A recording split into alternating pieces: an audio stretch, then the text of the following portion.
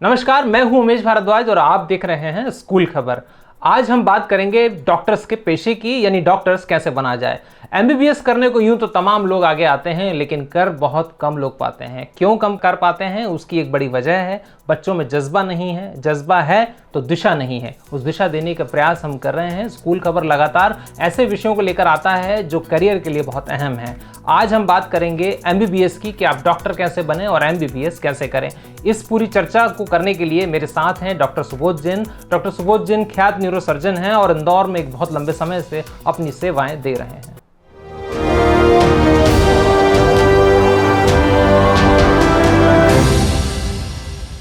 हम आज बात करेंगे एमबीबीएस की, कि एमबीबीएस कैसे बना जाता है। जो बच्चे 10th पास करते हैं, जो बच्चे 12th पास करते हैं, उनको लेकर के बात की जाएगी कि उनकी मानसिकता कैसी होनी चाहिए।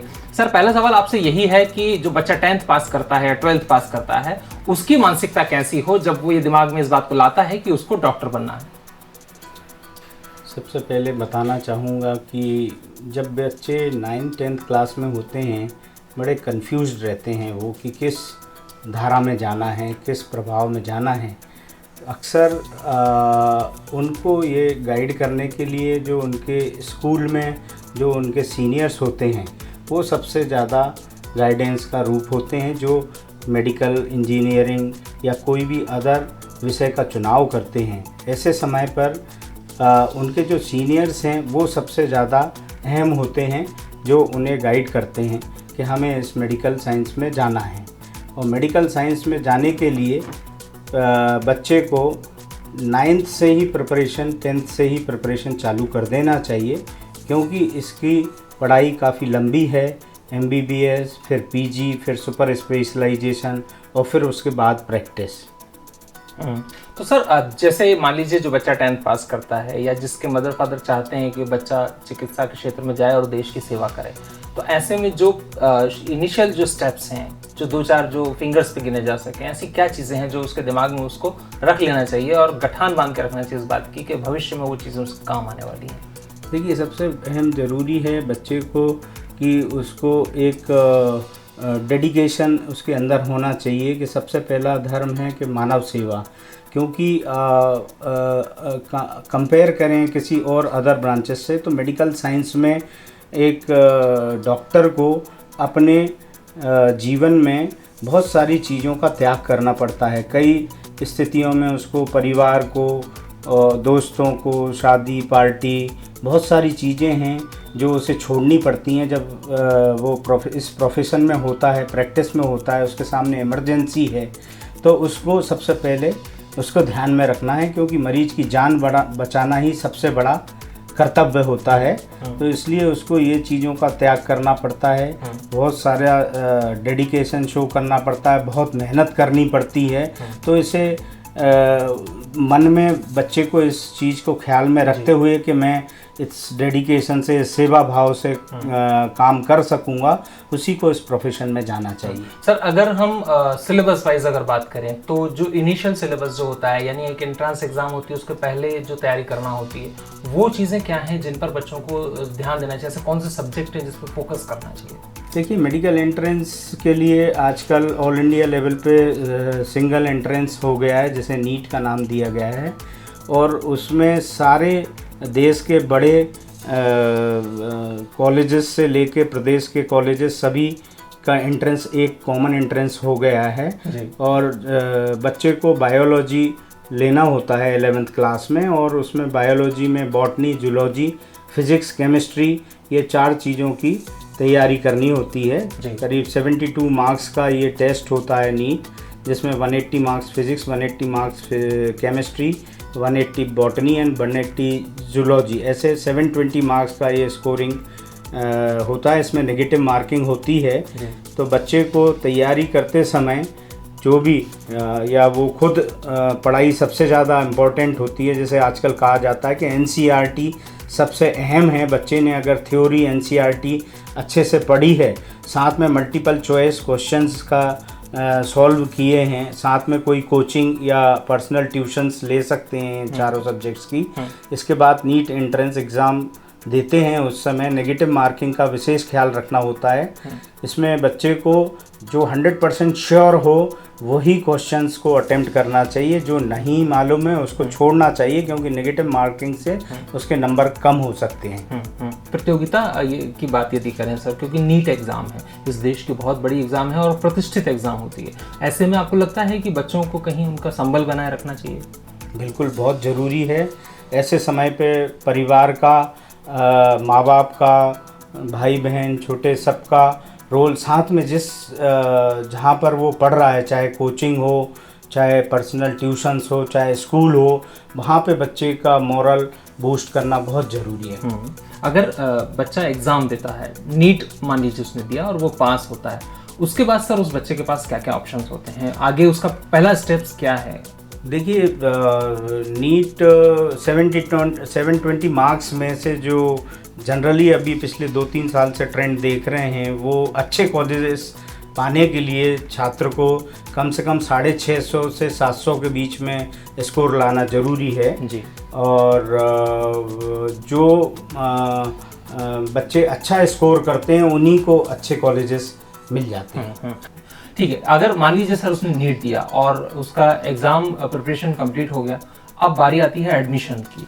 तो यदि एडमिशन की सर बात की जाए तो ऐसे कौन से संस्थान हैं देश के जो प्रतिष्ठित संस्थान हैं, या बच्चा जहां पर अच्छा एडमिशन ले सकता है, या वो कौन से ऐसे स्टेट हैं जहां पर मेडिकल की पढ़ाई अच्छे से की जा सकती है? देखिए, मेडिकल एजुकेशन में सबसे टॉप यूनिवर्सिटीज़ जो हैं वो हैं all India institutes of medical sciences है, AEM मुंबई है, CMC Christian medical college Vellore है, King George medical college Lucknow है, AFMC पुणे है, फिर SGPGI लखनऊ है, ये PGI चंडीगढ़ है।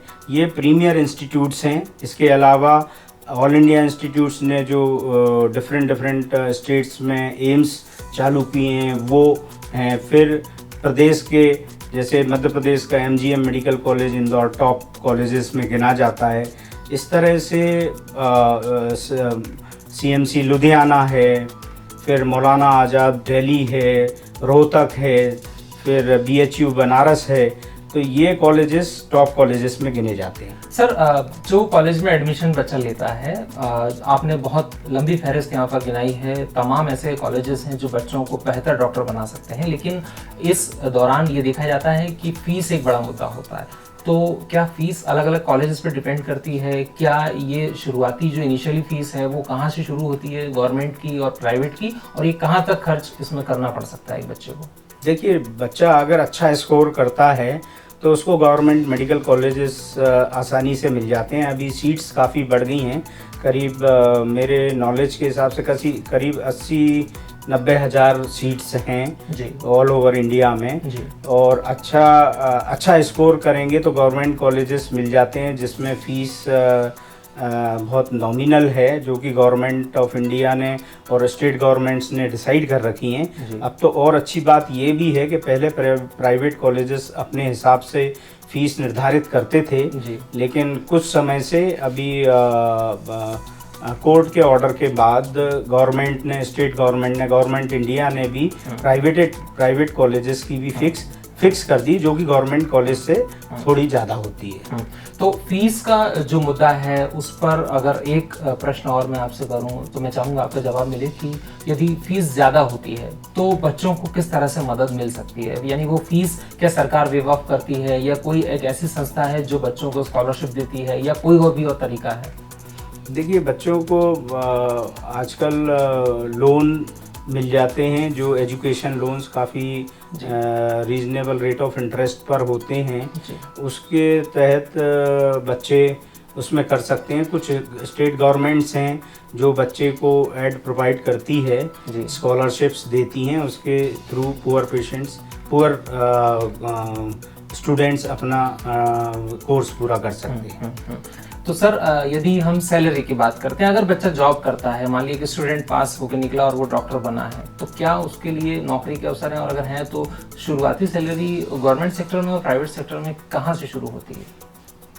देखिए, सबसे पहले तो MBBS के बाद जो 1 साल का इंटर्नशिप होता है, उससे गवर्नमेंट से एक नॉमिनल स्टाइपेंड शुरू हो जाता है, जिससे उसको बच्चे को अपना खर्च निकालने में आसानी होती है। जी।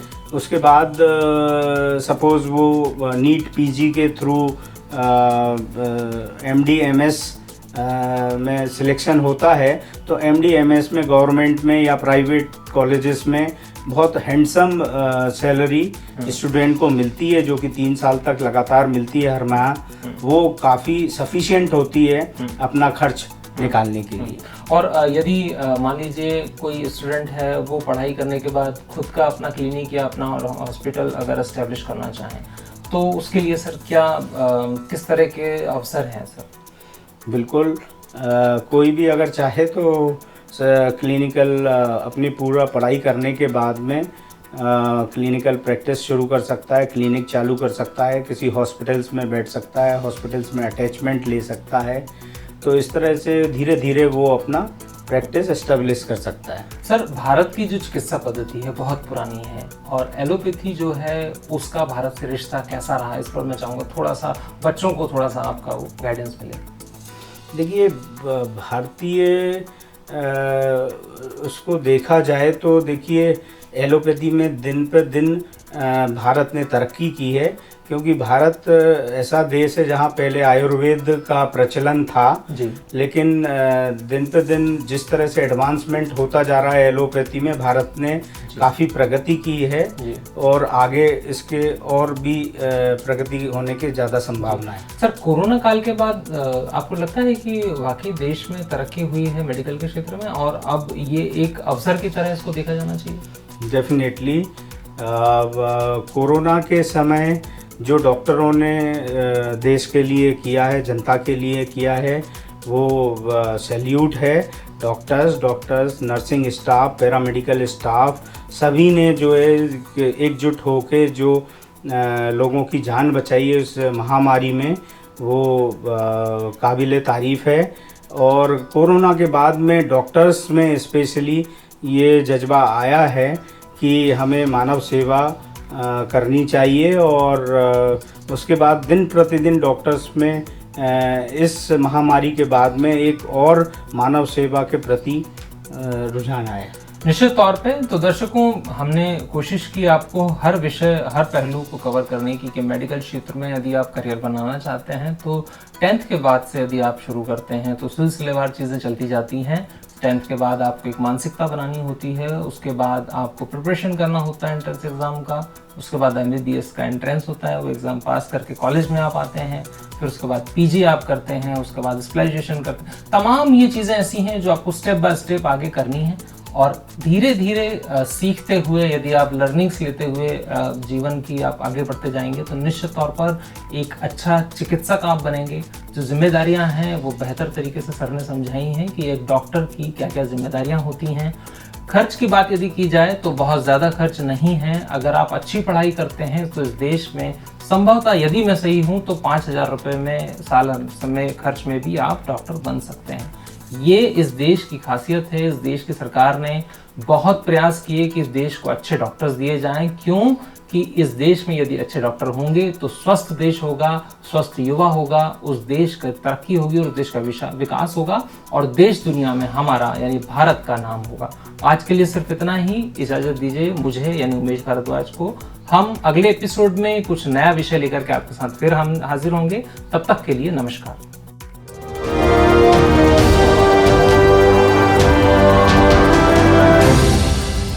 तो हमने आज बात की MBBS कोर्सेज की, हमने बात की MBBS की फीस की और पढ़ाई के खर्च की। यानी ये तमाम चीज़ें आपके जीवन में बहुत महत्वपूर्ण हैं। ये मानकर चलिए कि अगर आप 10th और 12th पास कर चुके हैं तो आपके लिए ये जानकारी बहुत अहम साबित होने वाली है। जिस तरह से डॉक्टर सुबोध जैन ने हमें चीज़ें बताई, वो निश्चित तौर पर आप अगर उसको सिलसिलेवार अपने जहन में उतारते हैं तो एक अच्छा डॉक्टर आप बनेंगे और इस देश की सेवा ज़रूर करेंगे।